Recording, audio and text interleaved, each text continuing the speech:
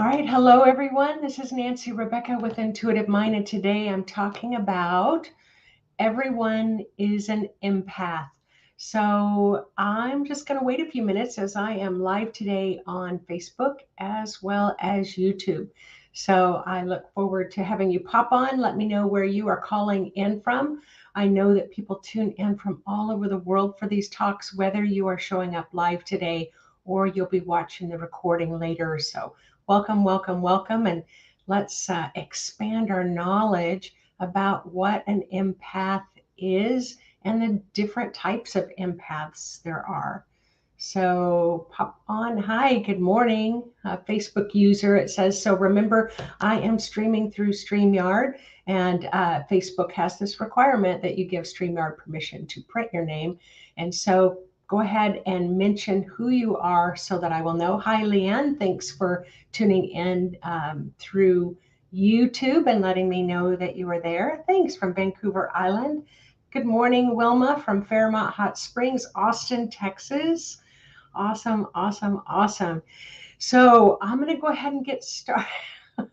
Someone just posted, I'm as far away as North Tacoma. So that's where I am living. And boy, we've just had some pretty steady weather recently. And so I hope that it stays. I've been super excited about the fact that it could be 5 o'clock in the afternoon and it's still nice and bright and light outside.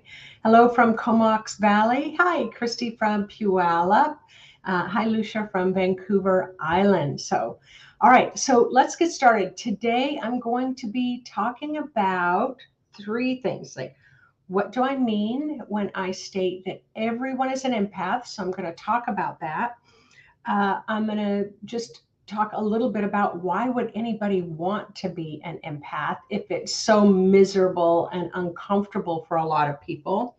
And then I'm going to mention the 7 different types of empaths. So if you find that, you're not too bothered by the emotions of other people, then what are other ways that you may use your kind of second chakra empathic abilities to kind of tune into other things? So yeah, good. Some people saying that they really need this. So let me go ahead and get started. As you all are coming on, I really appreciate the fact that you're joining me live. You might notice that I have no earrings on today, and I'll tell you, earrings are a big deal for me. I have a new little puppy, and my new little puppy is sleeping. And just like a sleeping baby, it's like I'm going to forego getting the earrings so that I don't wake up the puppy. So, all right. Hi from Milton, Florida. Hi, Paige. Hello, Annette. So, hi, Donna Boos from Florida. All right. So, what do I mean? So, if you've been following me for the last couple of years, I always like to look to see what the dictionary's interpretation or description or definition of a word is. So the definition in the dictionary is the ability, an empath is someone who has the ability to understand the experiences and feelings of others outside of their own perspective. So that's what the dictionary says an empath is. But often people who are empaths can know what everybody around them is feeling, but they don't necessarily know what they're feeling. I've been working with empaths for 25 years now. Now, I'm clairvoyant dominant. So what that means is I'm not clairsentient dominant. Clairsentient dominant is that emotional dominance. So empaths read their environment from an emotional place. So I often relate it to being blind and reading Braille, where you would take your fingertips and run them across the Braille to read the words, read a book. You get a feeling, you can feel the sensations in your fingertips. Well, an empath can literally read their environment through their feelings and their emotions. So why is it, I'm going to call you an emotional empath? Why is it that you can feel everyone else's feelings, but you may not necessarily know what you're feeling? And often I will hear an empath say, how do I know if this is mine or if this is somebody else's? And so that causes a huge kind of mental strain when you're always trying to figure out what's yours, what isn't yours. So I'm always saying, get to know yourself really, really well. And so then when something happens that doesn't feel like you, then highly likely you are picking up on somebody else's emotions. But this is the thing, an emotional empath has learned to read their environment through emotions. So even as a child, you may have learned to read your emotions to stay safe, but you may in childhood have been raised by parents who are large emotional empaths. So they will always ask your parents will always ask, how are you feeling? What are you feeling about this? Or they'll want to touch a lot of tactile, or they'll have the parents, or can have an emotionally bad day and can't function. So you kind of grow up learning that that's how you move through the world as an emotional person. Now, from that higher spiritual perspective, if you are an emotional empath, as spirit, you have chosen to come to earth to work with emotions so that you can learn to manage them. So it is kind of a hot ticket item in the spiritual world. Now, you remember, in the spiritual world, you can be the observer, you can see things from that neutral perspective. And in the spiritual world, often the spiritual beings, they can kind of envy you who have that capacity to not only feel emotions, but feel creativity, feel sensual, feel sexual. And so that's kind of the grand prize when you want to come to the earth. So I will always say, that question is, why would someone want to be an empath when it's so challenging and it's so upsetting, at times where it can be incapacitating for many people who are emotional empaths. Well, there's beautiful emotions as well. And so when you're feeling someone else's emotions, it's like you've got your little, I'm going to say, like little sensors are pointed outwards. Your emotional sensors are pointed outwards so that when you walk into a room, you are going to know what everybody's feeling so that you can feel safe, or so you know how to engage with other people, or so that you can uh, learn how to navigate within the office and things like that. So emotionally, you kind of know who to stay away from, who to kind of buddy up to. And so you have to learn. You've come here to this kind of earth school to learn how to manage your emotions. And in our intuitive mind courses, we have a lot of techniques to really teach you how to start managing your emotions. So you've got to learn to turn those sensors in. But this is the thing.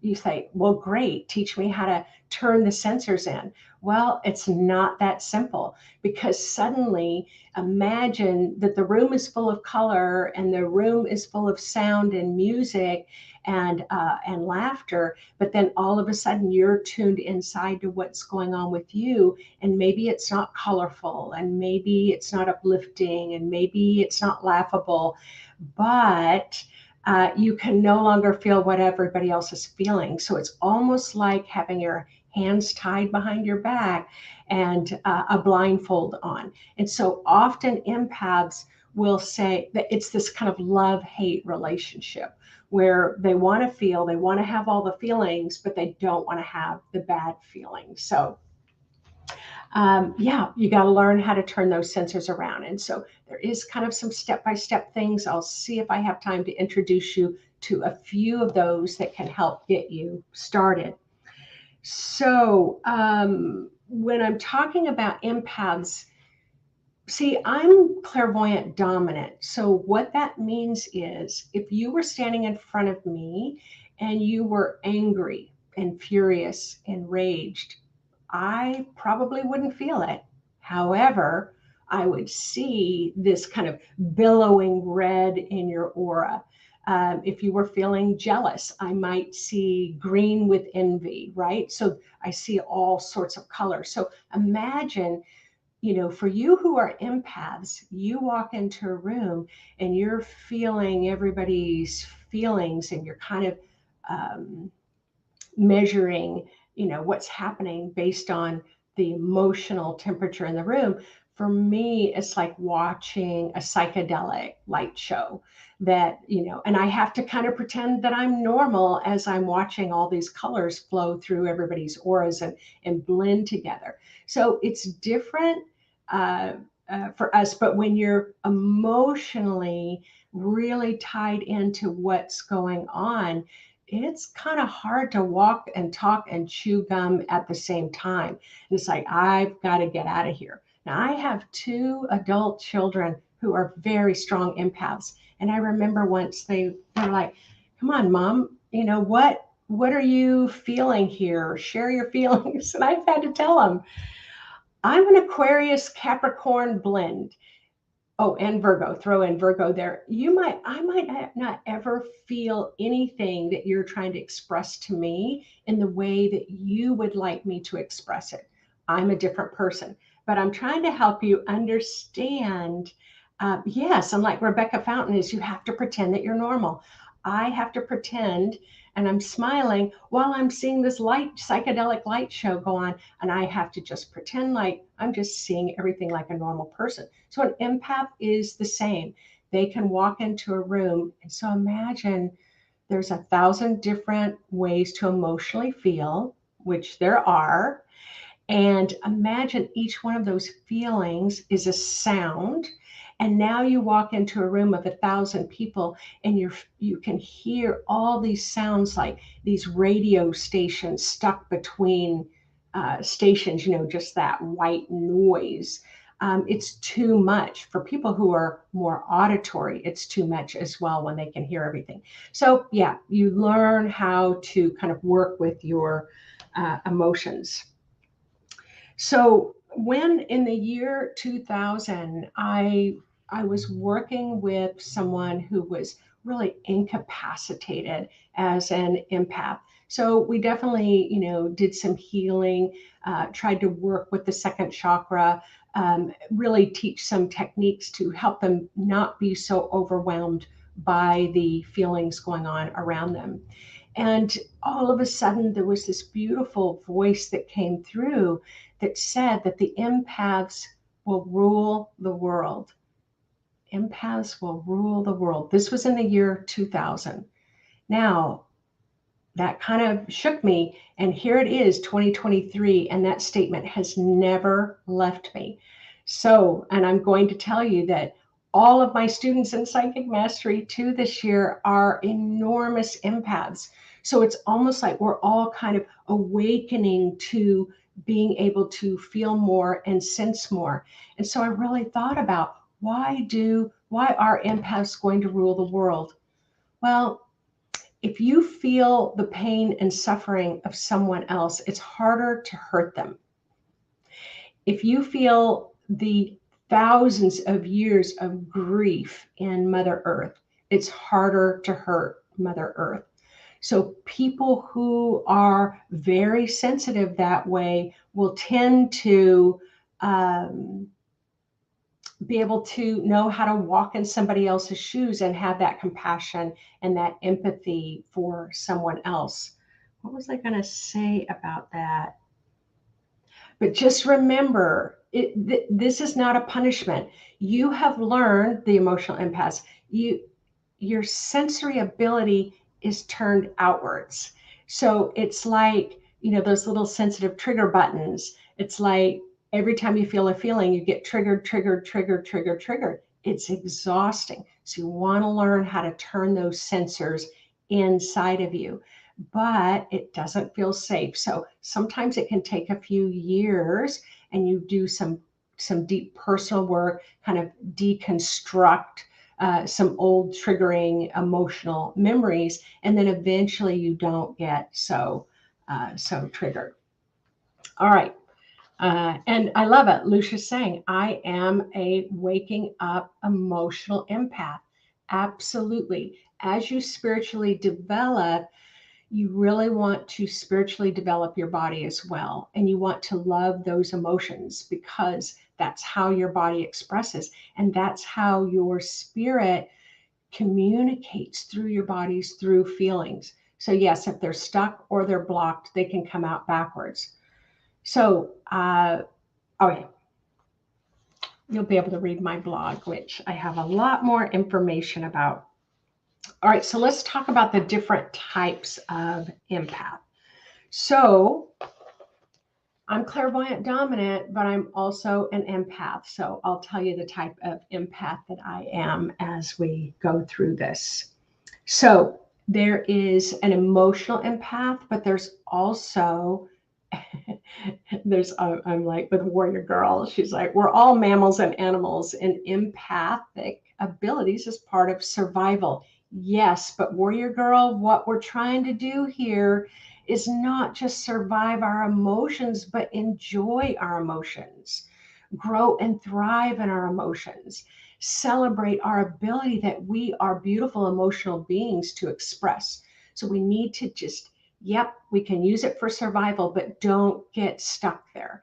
And that's what happens with a lot of emotional empaths. They get stuck in that. And then it becomes this, I'm not going to be able to go to this dinner party because I'm emotionally sensitive.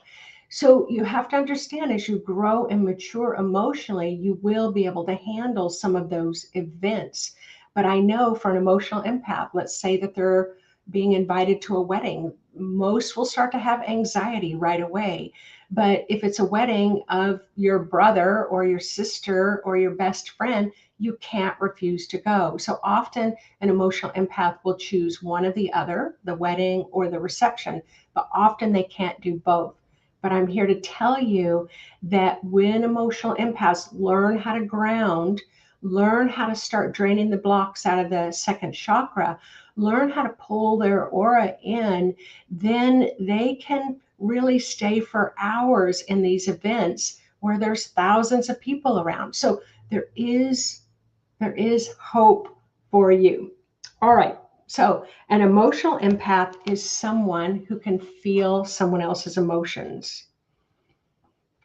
I've already said, because their emotional sensors are externally focused. Learn to turn your, okay, I've already talked about that. Learn to turn your sensors in. All right. An energy empath. So how many of you might be an energy empath? An energy empath can feel the frequency of energy waves of others. So that's the type that I am. I might not know what you're feeling emotionally, but I can feel the frequency radiating off your body or in the room. An energy empath, I laugh at this because it's so true. An energy empath is more like a clinical scientist. So I'm very clinical when I'm working with the energy and energy waves. And what do I talk about every month? Frequencies, frequency of the year, frequency of the month. So why? Because I'm an energy frequency empath. The room for an energy empath you might not know what emotions are happening in the room, but it either feels thick and heavy, thin, light, stuck, or flowing. So energy empaths will feel the different frequencies going on around them. The thing about an energy empath is frequencies can be shooting around the room like an out of control lightning storm with confusion, mixed messages.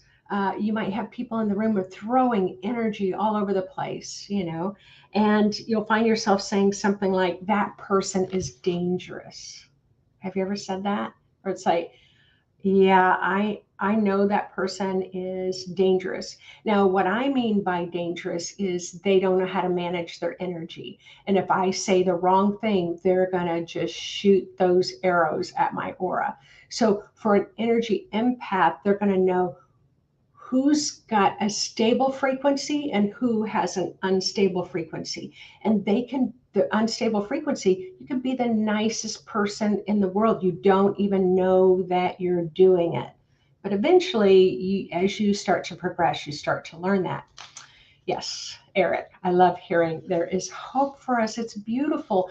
I mean, think about poets and musicians and painters and writers, huge emotional empaths and frequency empaths that can really write about the love in the world or the angst in the world. Think about Rumi and all those books of love that he wrote about. So he was definitely an empath.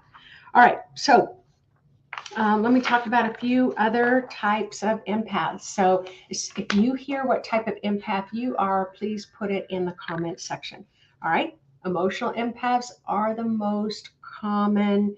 You have the ability to feel someone else's feelings, and they might not even know. It's like, wow, you're really pumping out some anger today.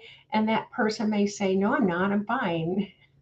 And so when you're an emotional empath, it can be a bit rough when you can feel what somebody else hasn't kind of grabbed hold of yet. All right, a physical empath. Are you a physical empath? You're a physical empath if you can feel the illness in somebody else's body. I remember once standing next to someone and suddenly my right hip felt like it was in a vice. Suddenly. So to test it out, and this is what I'm going to share with you, a little trick. I walked out of the room. Oh, I'm going to go use the restroom, or let me step outside and get a breath of fresh air. And then all of a sudden, my right hip felt fine. As soon as I came and stood next to that person again, my right hip was in a vice. And so then I said to the person, do you have right hip pain? And I remember they said, well, I'm not feeling any pain, but I had a bad car accident and broke my hip quite a few years ago. So it's like, yeah, that physical empath can pick up illness. Wow, like suddenly you feel nauseated. Suddenly you have a headache when you didn't have a headache before. So you're able to pick up physically what someone else may not even know that is happening in their body. You make really great medical intuitives when you can feel someone's illness inside of their body.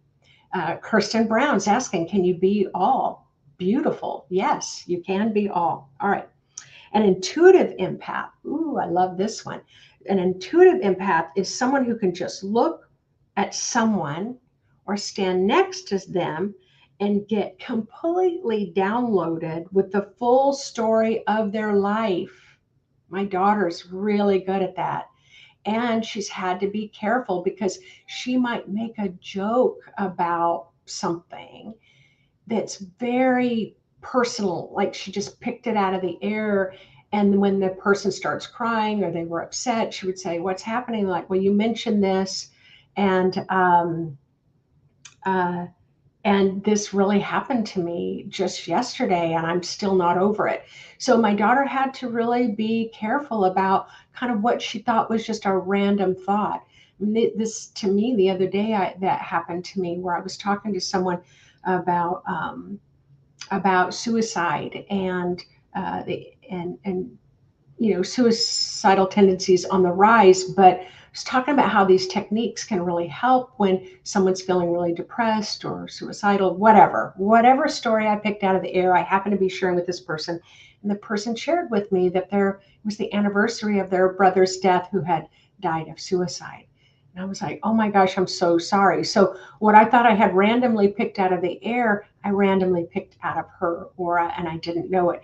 But what she said is, no, don't apologize. I'm glad that you brought it up because then I was able to bring up what this day means to me. All right. So an intuitive, you can get you know who someone is right away. How many of you just get the whole story? As soon as you walk in, you're standing next to someone, you might not even know their name yet. So Mary here saying, can someone be an empath with narcissistic personality traits? Absolutely, because someone in that narcissistic state, they can feel what's going on around them so well that they can manipulate the emotions of others very, very easily. Narcissism is a survival tool. So usually if someone has narcissistic tendencies, they've had some pretty rough childhood experiences. Now, For those who have a lot of empathy and sympathy and compassion, you can give the narcissist a lot of room to keep expressing those very unhealthy behaviors. And so they need to be kind of called out, but that's not going to help until they're able to get into therapy or work with their energy field and start dismantling those survival capacities. And that's a whole other talk. Okay, here we go. Plant and nature empath. How many of you are a plant nature empath? Oh, here we are getting the time. So we're talking about things that really excite me. So, all right. That means that you're really super connected to nature. You can feel how nature is doing. You can feel when the house plants need water, need sunlight. You can tell if a certain plant is friends with another plant. When you go out in nature, you know when the trees are and plants are thriving or if they're struggling. Okay, animal empath. That means you're strongly connected to the feelings and senses of all the animals around you. Animals are dominant emotional communicators. So often empaths really can have these incredible relationships with the animals around them, but maybe not so much with people. So you can tell what an animal's feeling when they're hungry, when they're thirsty, when they need to go out. They are great shapeshifters mirroring the animal's emotions, but they'll know how all the animals in the house are feeling, but they may not know how their spouse or their children are feeling. So that is a pure animal empath. Earth empaths. Okay.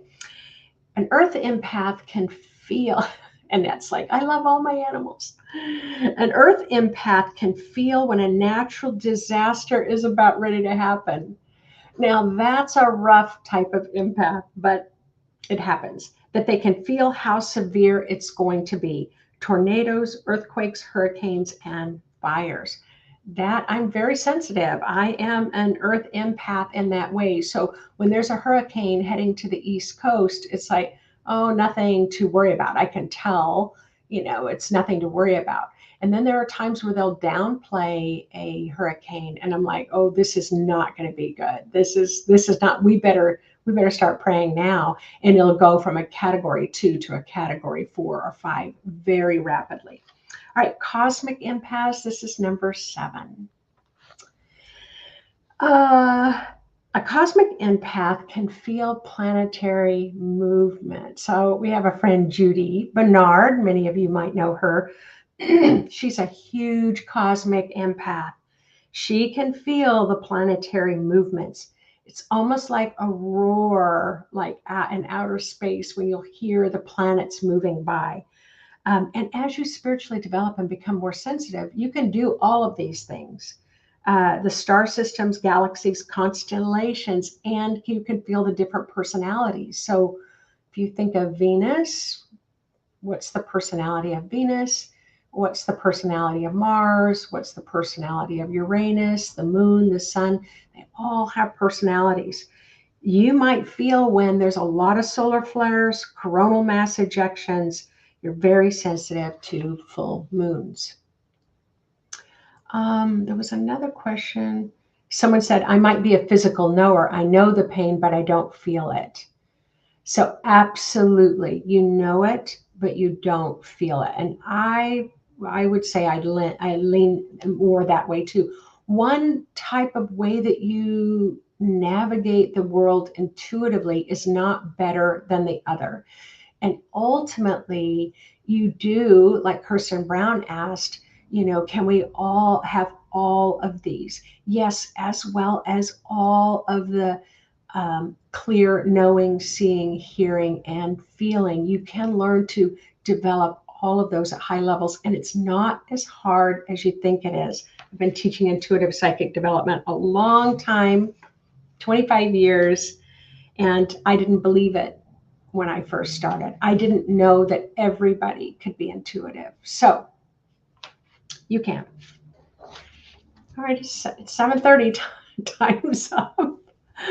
So let's just do a little quick meditation. And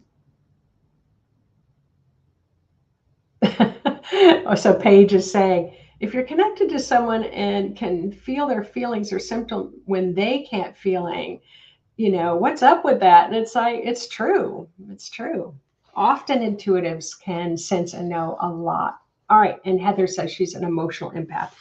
So let's just talk about some meditation keys. And I'm probably not going to be able to touch on all of these today in the meditation.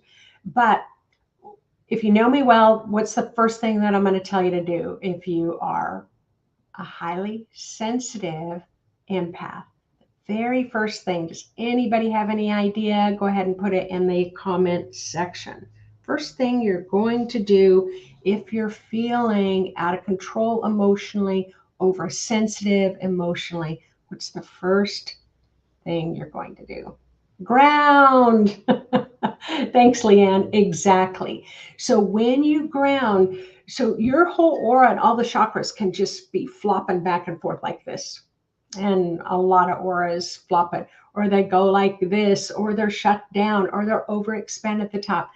When you ground, it stabilizes your emotional state and your mental state. So, and your physical state, your physical health. So it stabilizes all of those things. So yes, you're always going to ground yourself first, moving up to your sixth chakra. So you can put your fingers upright your head. I always say, take the elevator to the top, because empaths are normally down in below the navel area. Their consciousness of their light is down there. So right now, as I'm talking about this, pretend that you're just going to move up to the top where your sixth chakra is. You still feel the emotions, but they're not like on high volume. They're like on a really nice, easy listening volume. So when you're up in the sixth chakra, you still feel them, but not as strongly. And that, for empaths who are used to feeling everything on volume 10, takes a while to get used to that. All right, pulling your aura in. So empaths, remember when I say their sensors are out, their sensors can be out 100 feet away from them. Hey, if my sensors are 100 feet out, I'm tapped into the apartment building next to me that has 80 apartments with families living in them. So how am I going to know what I'm feeling when I can feel all of everybody's feelings in that apartment building across the street? You want to pull the grounding in, so you're just feeling your feelings in here. Close your second chakra down. So the second chakra is often with an empath, it can be like the size of a dinner plate. Dial it down. So that's what we're going to do really quickly. And then you want to love and express your emotions. They get stuck when you don't express them. If you're feeling sensual, but you want to act like you're not sexy in your shirt, that song, I'm too sexy for my shirt. If you don't want to, you're feeling sensual on the inside, but you don't express it through how you walk or how you drive, your body doesn't get to express that sensuality. It's going to get stuck, sticky, hard to move. Emotionally, it's like, I better not express this. I better not show people what I'm feeling, because that's too vulnerable and they'll use it against me. If you don't express the emotions, they're going to get that sticky, kind of like tree resin that really stick thick. And then it gets even worse, your capacity to feel. So love all aspects of your gifted, highly gifted ability to feel other things. So as I said, I always teach all kinds of, I teach all of this. I've done videos on all of this, and I will continue to teach this for the rest of my life. So let's do a little meditation to just kind of ground off our second chakra, okay? So even if you don't know what a chakra is, you can just follow my guidance. So go ahead and close your eyes and turn within.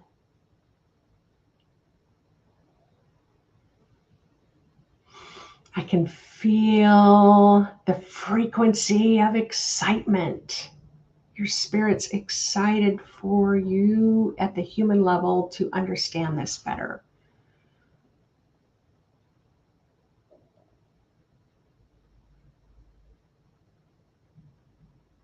So we're going to go ahead and ground first. So grounding is an invisible force that you can pretend exists and connects at the lower part of your body, like from the navel down. You can pretend like you're a tree with a root system. I can't even remember what came through for me. Owl feathers the other day. Spirit said, use owl feathers for your grounding. And so I do. So whatever your spirit wants to use for grounding, you use that for grounding, and go ahead and send it through the seat of the chair where you are, or the floor, or the bed, all the way through the earth's crust, almost 4,000 miles deep, and really connect into the core of the earth.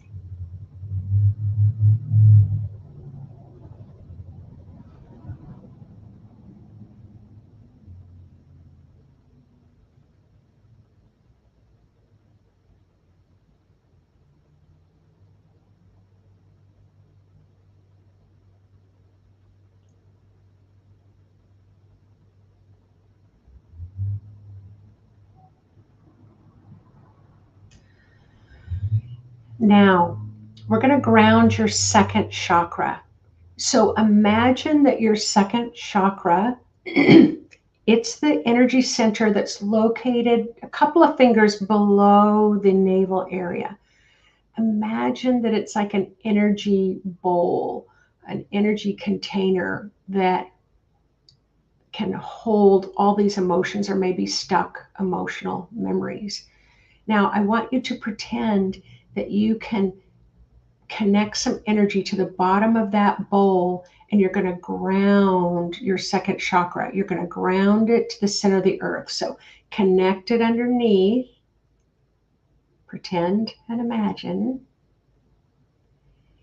and then pretend and imagine that that gravity is pulling at your second chakra. It's going to go all the way through the floor, through the earth's crust, and it too is going to ground to the center of the earth.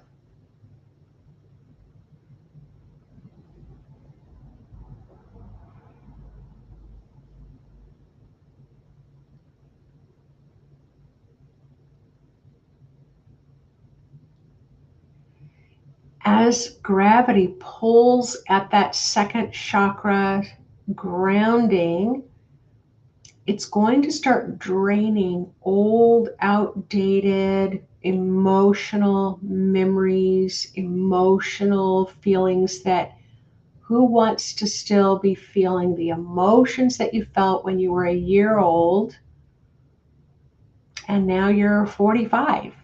It's like drain out those old emotions.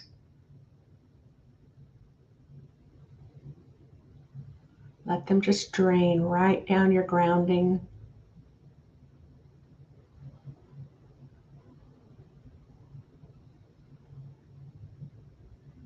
Remind yourself how old you are, because if you're having emotional memories from childhood and you're now an adult, you want to enable your emotional chakra to mature to your adult age, not be stuck in the child emotional state.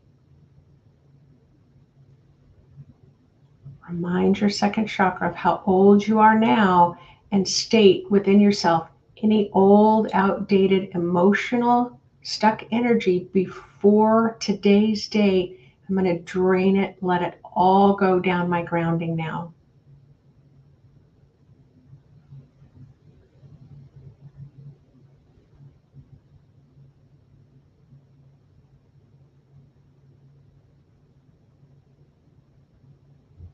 Some of you are starting to feel a little cramping. Good sign. That means there's energy moving there.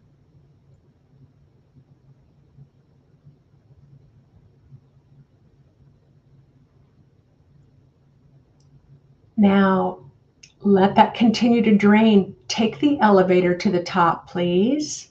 So imagine you're moving up, up, up to the center of your head where your pineal is, where you become, it's like you're riding the bus and you're just watching life go by. So take the elevator to the top near your pineal as the observer of your emotions.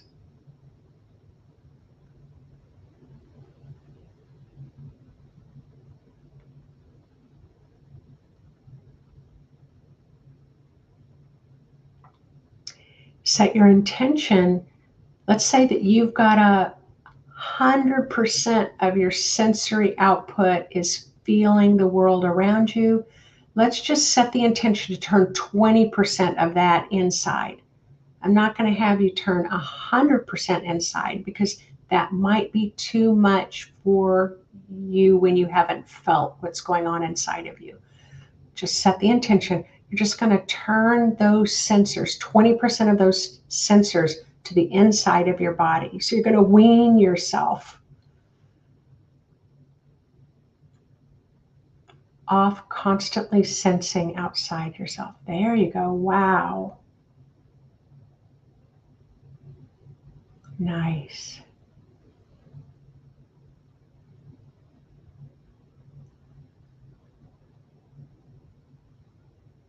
Nice, nice, nice. Now, pull your aura to inside the room where you are. Now, your aura may already be tucked in very comfortably around you, 1 to 2 feet out, but just set your intention. Say, hey, I don't know where my aura is, but I intend that it's going to be nice and comfortably flowing around me.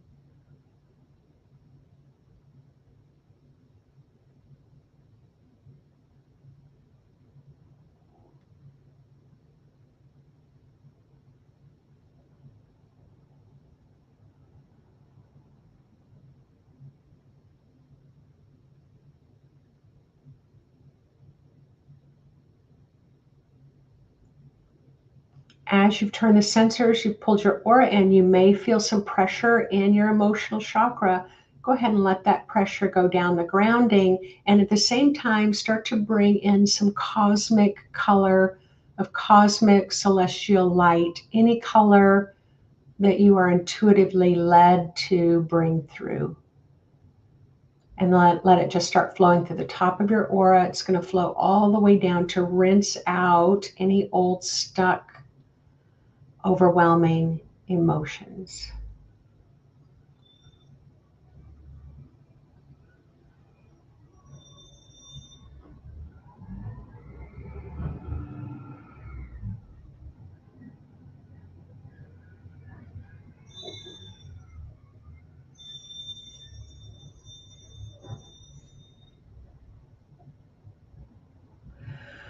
I can feel, we're going to finish up here, but in the group, I can feel it's almost like a small little bowling ball of hard stuck energy. So just imagine if you've got like a little hard knot of stuck emotional energy, you can feel that knot there. Just if it feels right for you, drop that ball of hardness, hard stuck energy. Just drop it down the grounding to be recycled by Mother Earth.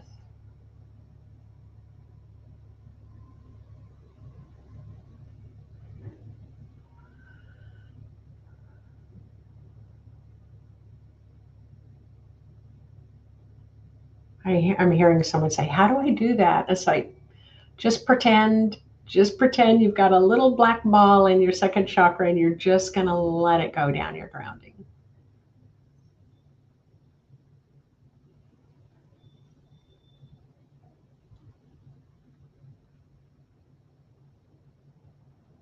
All right, everyone, that's a great start. So when you're ready, go ahead and open your eyes and stretch. Whew. So, yep, I can still feel a little achiness. It's a really good sign. I remember I used to see this good friend, and she's German, and doing foot massage. And I remember there was a particular sore spot on my foot, and she goes, "Do you know what the difference between numbness and pain?" And I said, "What?" And she said, "Pain is better," in her strong German accent. Pain is better. So what that means is you're feeling something. And so be grateful for that. So we're going to close here. Saturday, the blue light, was like the blue light special, the blue light movement on my Facebook blue light movement page. If you go ahead and join that page, I'm going to be giving a talk about photonic light, blue plasma light, blue light codes, the celestial, oh my gosh, the blue, kind of this elixir of light is just pouring around the earth and coming up out of the earth. I'm going to be talking about that on Saturday morning at 8 o'clock Pacific Standard Time. We'll get together again next week. We are finishing up January, heading into February, and then March is the big shift from Pluto and Capricorn to Pluto and Aquarius, which is a really big deal. So get on my mailing list, because I'm going to be sharing with those just on my mailing list on intuitivemind.org some special things heading into March. So you will definitely want to tune in there. All right, everyone. Thanks for getting emotional with me today. I love it. And take care. You have an awesome week and weekend. Bye-bye.